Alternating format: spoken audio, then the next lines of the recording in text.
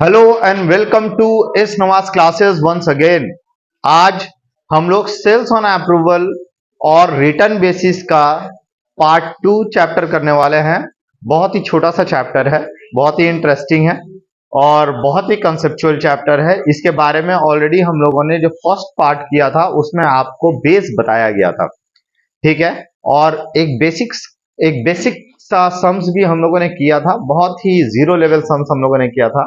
आज हम लोग उस चैप्टर का सेकेंड पार्ट करने वाले हैं और आज हम लोग डिस्कस करेंगे 2019 में कैलकाटा यूनिवर्सिटी में जो क्वेश्चन पूछा गया था वो, 2018 में जो पूछा गया था वो, और 2017 में भी जो क्वेश्चन पूछा गया था। ये 3 क्वेश्चन आज हम लोग डिस्कस करने वाले हैं, ठीक है। तो अगर आप लोगों ने हमारा पहला क्लास अगर नहीं देखा है तो सबसे पहले उस क्लास को देख ले, अपने फाउंडेशन को मजबूत कर ले। उसके बाद इस चैप्टर को, इस पार्ट को अगर आप देखोगे, इस वीडियो को देखोगे तो आपका ज्यादा क्लियर होगा कंसेप्ट। चलिए आइए शुरू करते हैं हमारा क्वेश्चन नंबर, हमारे स्टडी मटेरियल से क्वेश्चन नंबर 1 जो कि 2019 में आया हुआ क्वेश्चन था। तो 2019 में जो क्वेश्चन आया था वो क्या है, पढ़ते हैं क्वेश्चन। बहुत ही बेसिक सा समझ आया था, बहुत टफ नहीं था।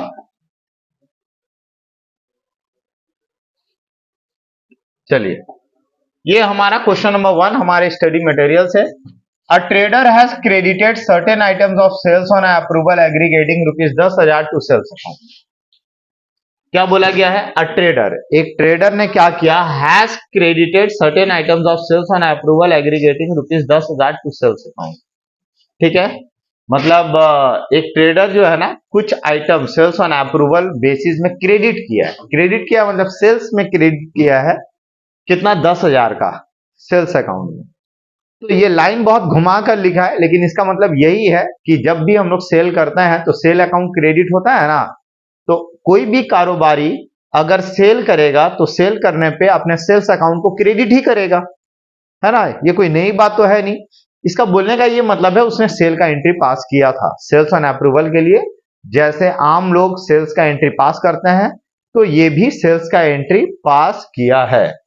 आगे है, ऑफ दीज, इनमें से, goods to the value of 3,000 have been return and taken in stock at ₹1,500। दो record of return was committed in accounts and in respect of another parcel of 1,000, cost being 500, the period of approval did not expire on the closing date।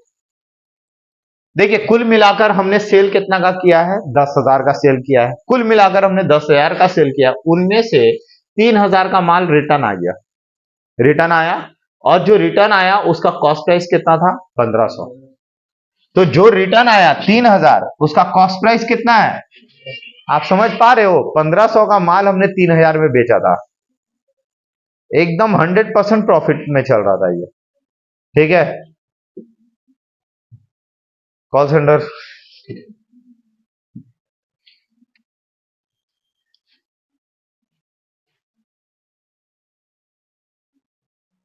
तो सुनो, तो यहां पे क्या बोल रहे थे कि 1,500 रुपया जिसका कॉस्ट प्राइस था उसका 3,000 सेल प्राइस था। इसका मतलब यहां पे अब सेल प्राइस से कॉस्ट प्राइस में कन्वर्ट करना ज्यादा टफ अब हमारे लिए नहीं है। कोई भी अमाउंट का अगर हमें कॉस्ट प्राइस पे जाना होगा तो हम आराम से यूनिटरी मेथड के द्वारा जा सकते हैं, क्योंकि हमें सेल प्राइस के साथ साथ कॉस्ट प्राइस भी चाहिए होता है। चाहिए होता है ना, पहले क्लास में हमने बताया था, सेल प्राइस भी चाहिए हमें और कॉस्ट प्राइस भी गुड्स का चाहिए। तो देखो यहां पे कुल मिलाकर हमने 10,000 का माल भेजा हुआ है, हमने भेजा है, हमने सेल्स ऑन अप्रूवल किया है, ठीक है। अब इनमें से 3,000 का जो माल वापस आया, तो वापस आने का आप एंट्री करोगे कि नहीं करोगे? करोगे, डेफिनेटली करोगे। लेकिन यहां क्या बोला है? दो the record of return was committed in the account, account में ऑलरेडी जो रिटर्न का एंट्री है वो पास हो चुका है, तो दोबारा एंट्री पास करना है क्या? नहीं। रिटर्न का एंट्री इस सम्स में आपको पास नहीं करना है। पास करोगे तो मार्क्स कटेगा, पास नहीं करोगे तो आपको मार्क्स मिलेगा। समझ गए? दो record of return was committed in the account, account में ऑलरेडी जो रिटर्न का एंट्री पास हो चुका है and respect of another parcel. तो अब समझ में आया, 10,000 में से 3,000 का माल वापस आया गया और मेरे बुक्स ऑफ अकाउंट में ऑलरेडी इसका सेल कैंसिल करने का एंट्री पास हो भी गया। तो बचा कितने का माल? 7,000 का बचा है। 10,000 में से 3,000 वापस आ गया तो बचा कितना? 7,000 बचा। तो 7,000 का जो गुड्स है वो अभी भी सेल्स ऑन अप्रूवल बेसिस में मेरे डेटर के पास रखा हुआ है, सलामत से है। उसके बाद क्या है? दो the record of return was committed in the account and respect of another parcel, एक और पार्सल जो 1000 का है, कॉस्ट उसका 500, 1000 है, कॉस्ट उसका 500 है। The period of approval did not expire on the closing date, closing date में उसका अप्रूवल अभी तक नहीं हुआ। तो इसका मतलब 3,000 रुपया का goods to the value of 3,000 जो रिटर्न आया और स्टॉक में लिया भी गया और वो रिटर्न का एंट्री पास भी हो गया और रिस्पेक्ट अनदर पार्सल जो है 1,000 रुपया का, कॉस्ट उसका 500 है। The period of approval did not expire on the closing date. इसका पीरियड ऑफ अप्रूवल का एक टाइम होता है ना कि 2 महीना 3 महीना, भैया ये माल आप देख लीजिए, अगर नहीं होता है तो मुझे वापस कर दीजिएगा। लेकिन इस समझ में क्या लिखा है कि अनदर पार्सल 1,000 रुपया का, कॉस्ट बिंग 500, उसका कॉस्ट कितना था? 500। ये भी रिटर्न आया, ये भी इस पीरियड के दौरान में माल रिटर्न आ गया। तो जो रिटर्न आया उसका रिटर्न का एंट्री, इसका मतलब इसका एंट्री नहीं हुआ है, तो इसका एंट्री पास करना होगा। और जो रेस्ट ऑफ द गुड्स है, तो बचा कितना का माल? 10,000 से 3,000 लेस हुआ, फिर 1,000 रिटर्न हुआ, बचा कितना? 6,000। तो जो 6,000 बच गया ना, वो 6,000 अब गुड्स मेरे डेटर के पास है जो अप्रूवल बेसिस में है, उसका एंट्री हमें पास करना पड़ेगा। क्लियर? तो सबसे पहले एंट्री करेंगे, रिटर्न का एंट्री होगा। आप सेल्स रिटर्न अकाउंट भी कर सकते हो डेबिट, या फिर सेल्स अकाउंट भी डेबिट कर सकते हो। Sales account debit to debtor, कितना? 1,000 है ना।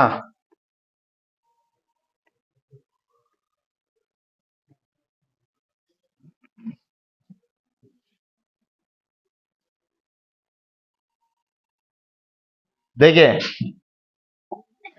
यहां पे लैंग्वेज कुछ ऐसा बोला है कि कुछ अधूरा अधूरा सा फील हो रहा है। क्या हो रहा है कि 3,000 का माल जो रिटर्न आया और उसका एंट्री जो है ना वो ऑलरेडी कमिटेड है and respect of another parcel, एक और पार्सल है, एक और पार्सल है, मतलब वो भी रिटर्न वाला पार्सल है 1,000 का, है ना, जो 15 सा। The period of approval did not expire on the closing date, closing date में अप्रूवल का जो पीरियड है वो अभी एक्सपायर नहीं हुआ, मतलब इससे पहले ही वो वापस आ गया, वो अनदर पार्सल, दूसरा पार्सल जो रिटर्न का था।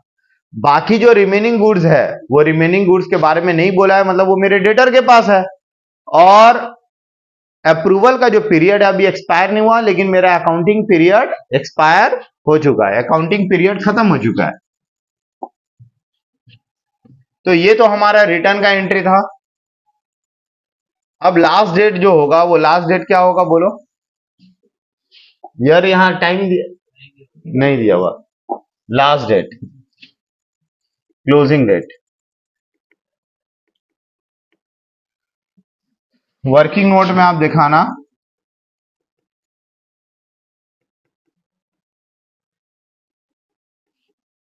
टोटल सेल्स ऑन अप्रूवल, 10,000 का था ना टोटल सेल्स, लेस रिटर्न, पहले 3,000 का रिटर्न हुआ,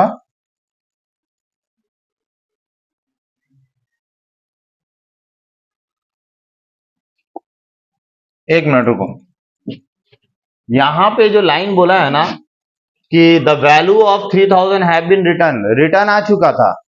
अब बोल रहा है कि अच्छा यहां पे लाइन ऐसे भी पढ़ सकते हैं, and in respect of another parcel, एक और पार्सल है 1,000 का, उसका जो है ना the period of approval did not expire on the closing date. इसका बोलने का ये मतलब है ये 1,000 का माल वहीं पे है। ये 1000 जो है ना, ये 10,000 का जो हमने माल भेजा था उनमें से 3,000 का वापस आ गया और 1,000 का वापस नहीं आया, जो उसी के पास है और उसका डेट ऑफ अप्रूवल अभी तक खत्म नहीं हुआ। नहीं हुआ मतलब स्टॉक के तौर पे यही है, 1,000 है। ठीक है, तो इसका मतलब बाकी का क्या हो गया, बाकी का सेल हो गया, मतलब अप्रूव हो गया होगा, बाकी का गुड्स अप्रूव हो गया होगा। तो सुनो, सेल का एंट्री कैंसिल होगा, यही होगा एंट्री, क्लोजिंग डेट।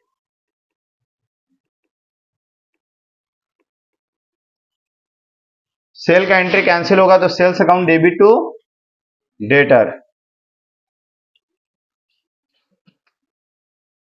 और इसी का कॉस्ट प्राइस 500 है तो एंट्री क्या होगा, stock with customer account debit to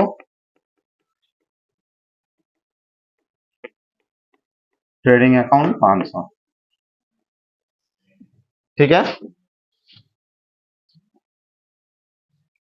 फिर से बता रहे हैं कि a trader has credited certain item of sales on approval, 10,000 का, 10,000 का माल टोटल सेल्स ऑन अप्रूवल था। इनमें से goods to the value of 3,000 have been return, 3,000 का माल वापस आ गया था साल के दौरान में, एंट्री भी हुआ। तो 7,000 का बचा था उसके पास, और बोला है कि 1,000 का और पार्सल है जिसका पीरियड ऑफ अप्रूवल अभी एक्सपायर नहीं हुआ। इसका मतलब ये है कि ये माल अभी भी उसके पास रखा हुआ है जो अभी तक अप्रूव नहीं हुआ है, मतलब अभी तक सेल नहीं हुआ है। तो बाकी का माल क्या हो गया है, सेल। जो सेल हो गया उसके लिए हमें कोई एंट्री पास करने की जरूरत नहीं है, क्योंकि सेल का एंट्री तो हमने पहले ही पास कर दिया है। तो उसने अगर सेल किया होगा तो उसका कोई भी एंट्री दोबारा नहीं होगा। लेकिन हाँ, जो माल अभी बच गया और उसका टाइम अप्रूवल का अभी भी बाकी है, लेकिन मेरा अकाउंटिंग ईयर का क्लोजिंग डेट आ चुका है, तो क्लोजिंग डेट आ चुका है, तो इस साल का सेल का एंट्री कैंसिल करना होगा। तो हमने सेल का एंट्री उसका कैंसिल कर दिया, sales account debit to debtor, और जो माल मेरे डेटर के पास है, कस्टमर के पास है, तो उसका दूसरा एंट्री होगा stock with customer account debit to trading account. ठीक है, तो ये था कौन सा ईयर, 2019 का था। क्लियर, कॉपी कीजिए।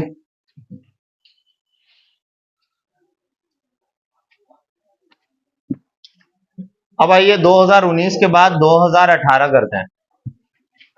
On March 1, 2018, Mr. Basu sent goods valuing 1.5 lakh रुपया at an invoice price, जिसका कॉस्ट प्राइस है कितना रुपया, 25%। जिसका कॉस्ट प्राइस जो कि है, मतलब 1.5 लाख रुपया जो इनवॉइस प्राइस है ना, वो क्या है, कॉस्ट प्लस 25%। कॉस्ट में 25% जोड़ा हुआ है, कॉस्ट में कितना जोड़ा हुआ है, तो इसका मतलब कॉस्ट में 25% जोड़ोगे तो 125% हो जाएगा। तो ये 125% पे है, कितना पे है, टू फ्यू कस्टमर सेल और return basis having 2 months approval period. कितना महीने का अप्रूवल पीरियड है, 2 महीना। 1 मार्च को बेचा है, 1 मार्च को बेचा गया है। ही रिकॉर्ड्स सेल और return transaction as ordinary sale transaction. ये सेल और रिटर्न ट्रांजेक्शन को ऑर्डिनरी सेल ही मानता है। तो ऑर्डिनरी सेल अगर मानता है तो सेल का एंट्री वो पास कर चुका होगा। During March, goods having invoice price of 40,000 were returned by a customer, and another customer was willing to accept the good at a price of 76,000, which was lower than the invoice price by 500.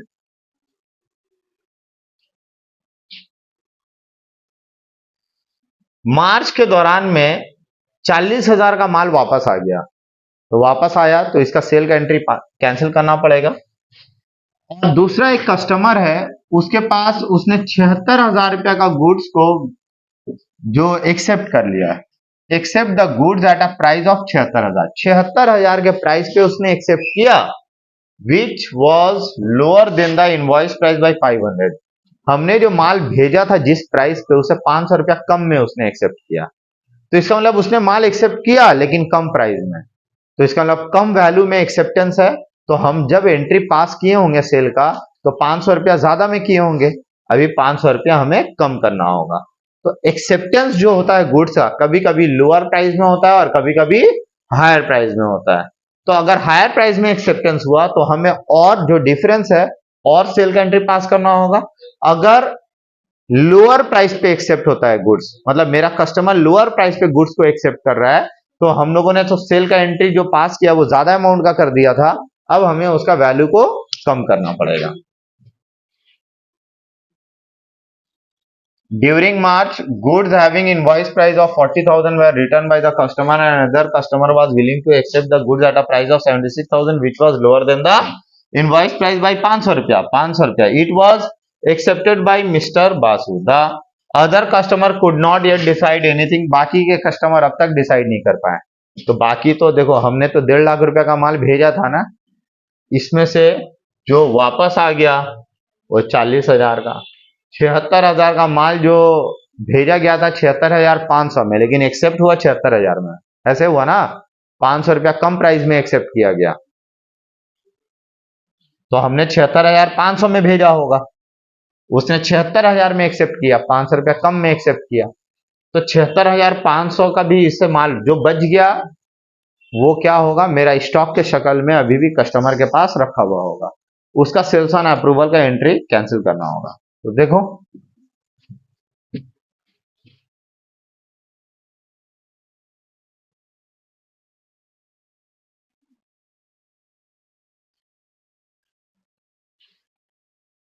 पहले cell का entry करना होगा हमें। तो जब cell entry करोगे तो entry क्या होगा बोलो,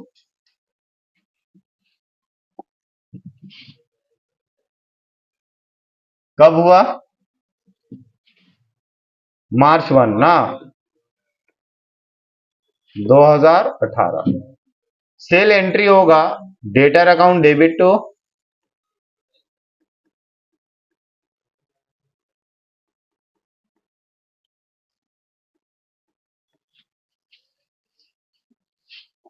देखो लिखा है कि 1 मार्च मिस्टर बासु ने सेंड किया 1.5 लाख रुपया का माल, ठीक है, सेंड किया, तो सेंड करने का एंट्री क्या होगा 1.5 लाख, सेल का एंट्री पास होता है।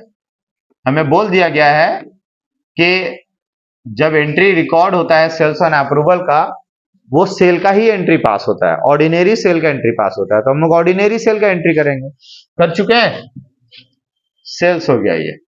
नेक्स्ट, ड्यूरिंग मार्च, मार्च में ही किसी टाइम में, मार्च में कौन सा डेट नहीं पता, लेकिन क्या हो गया, कितना का माल वापस आ गया, कितना का गुड्स वापस आया, 40,000 का, तो सेल का उल्टा एंट्री कर दो। एंट्री क्या होगा, sales account debit to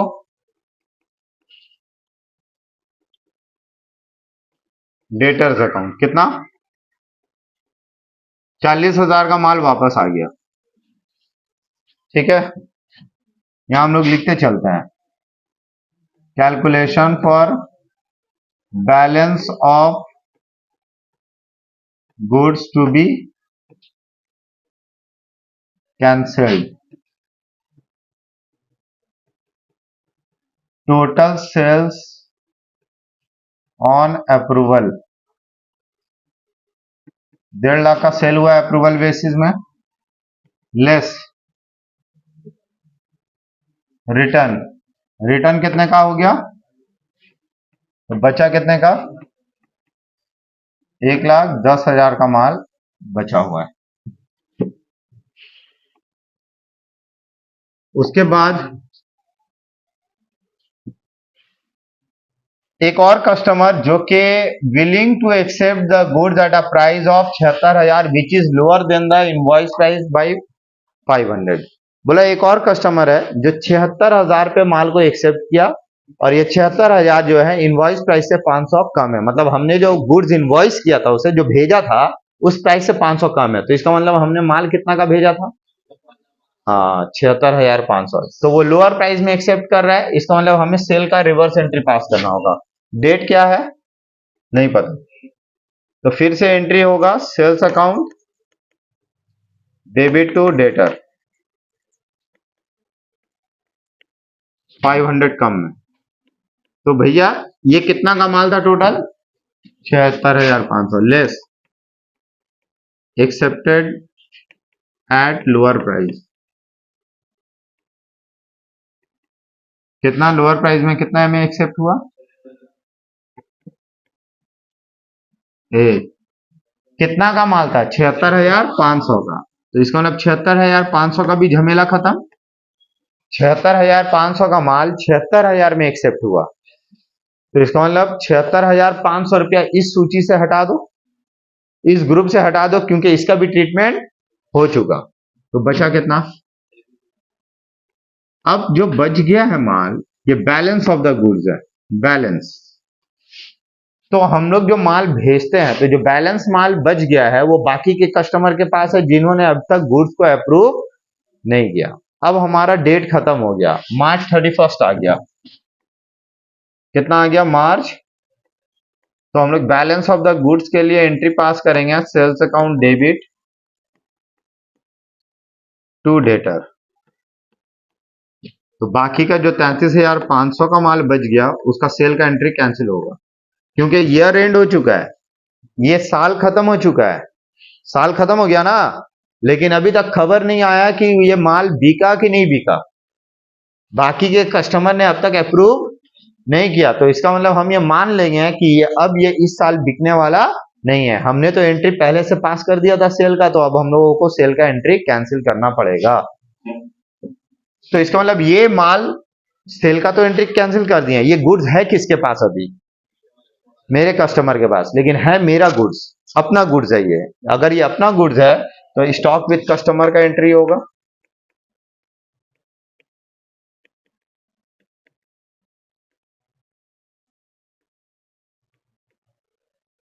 stock with customer account debit to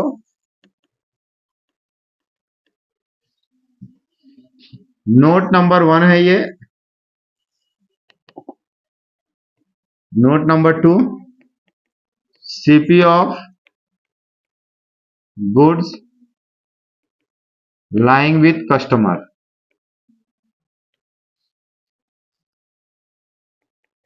ये जो 33,500 है ना,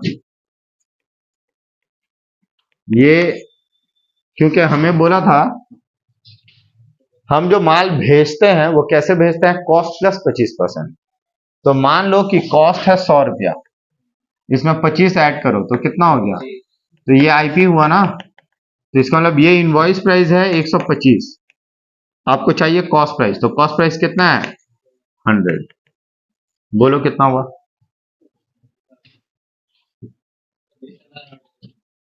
तो इसका मतलब 26,800 का माल हमने 33,500 में बेचा है। तो ये मेरा स्टॉक कॉस्ट प्राइस में दिखाते हैं 26,800। तो ये था सवाल, कब का था?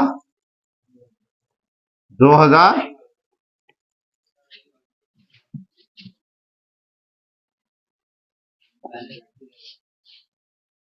Show the relevant extract in the final account. Final account में कैसे होगा? If the balance of the sales account and sales layer as on such date were 15 lakh and 7,35,000 रुपया।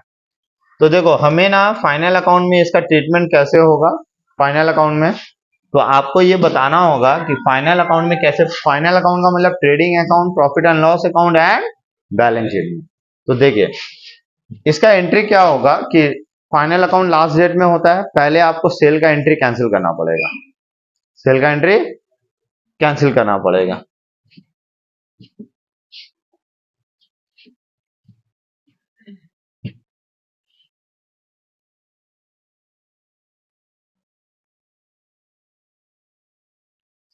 देखो जो माल वापस आ चुका था, और जो बचा हुआ है सिर्फ उसी का फाइनल अकाउंट में एंट्री होगा। जो बचा हुआ है, जो लास्ट डेट में एंट्री हुआ, लास्ट डेट इसका होगा, सेल से लेस होगा, डेटर से भी लेस होगा। आपको ये लिखना है स्टेटमेंट में, sales account is to be deducted by ₹33,500।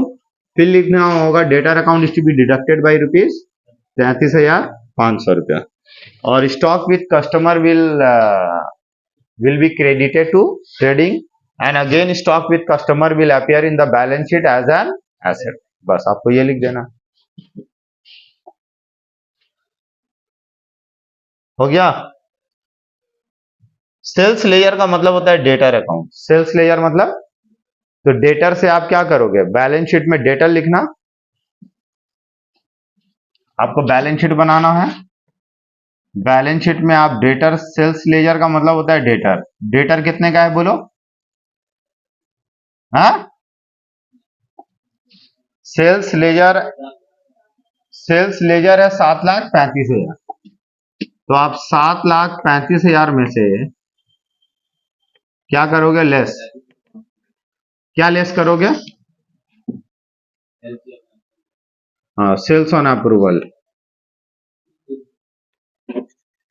कितना का कैंसिल करो? 33 लेस करके बाहर ले जाओ, और मेरा स्टॉक बचेगा, स्टॉक विद कस्टमर, ये दिखाओगे 26,800। यहां लिख देना बैलेंस शीट एक्सट्रैक्ट, मतलब ये बैलेंस शीट पूरा नहीं बनाना है, बस बैलेंस शीट एक्सट्रैक्ट बनाना है कि बैलेंस शीट में ये दिखेगा कैसे। ये कितना आया बोलो?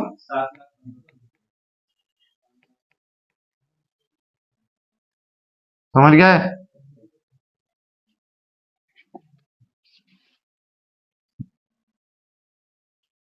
डेटर में हो गया।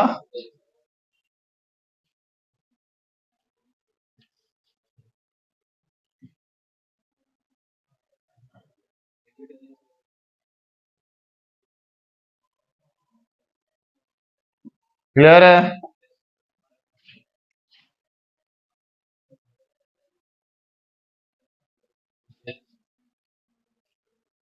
क्लियर? तो ये 2018 का था, ठीक है। 2017 का जो सम्स है, ये आप लोगों का होमवर्क रहेगा। 2017, सॉरी, अभी हम लोगों ने 2018 किया ना। 2017 बहुत इजी सम्स है। देखो, पहले आपका गुड्स सेल हुआ है, तो पहले आप सेल का एंट्री पास करोगे 1.5 लाख रुपया का। उसके बाद गुड्स रिटर्न आ गया, रिटर्न का एंट्री पास करना है, जैसे अभी हमने किया। उसके बाद 18 तारीख को जो अप्रूव हो गया गुड्स, इसका दोबारा कोई एंट्री करना, जो अप्रूव हो गया, उसका एंट्री अब आपको करना नहीं है, क्योंकि आप ऑलरेडी सेल का एंट्री कर चुके हैं। अप्रूव हो गया तो अच्छी बात है। और गुड्स जो कस्टमर के पास है, जो अप्रूवल के लिए अभी ड्यू है, वो 39,000 का। तो इसको क्या करोगे, इसका सेल्स का कैंसिलेशन का एंट्री करोगे। तो ये सम्स आपका होमवर्क रहेगा, आपको घर पे करना है, ठीक है। मिलते हैं हम लोग नेक्स्ट क्लास में, तब तक के लिए गुड बाय।